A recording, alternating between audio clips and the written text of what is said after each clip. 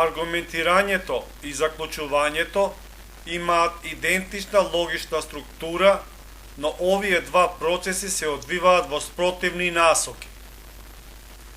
При аргументирањето, тргнувајќи од тезата, ги бараме аргументите со кои може таа да се образложи.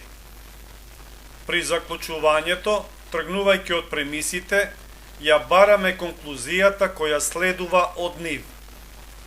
Во структурата на аргументацијата вклучени се теза, аргументи и контекстот, општа смисла на изложените предпоставки и начините на нивното толкување.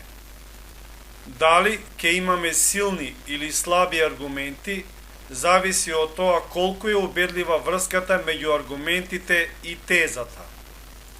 Основа за разграничување на типовите аргументација е тоа што една теза може да добие форма на различни видови заклучување: дедуктивно, индуктивно, по аналогија. При дедуктивниот тип на аргументација, тезата следува од премисите со логичка нужност. Кај индуктивната аргументација, врската меѓу тезата и аргументите се базира на веројатноста. Кај диалектичкиот тип на аргументација, образложувањето на тезата тргнува од веројатна премиса.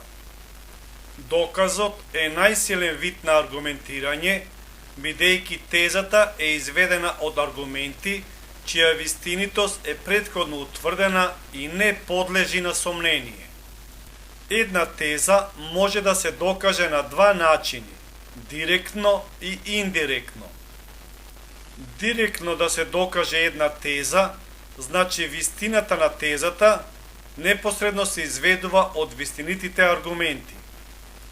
Кај индиректниот доказ, вистинитоста на тезата се докажува преку лажноста на антитезата, исказ кој директно противречи на тезата.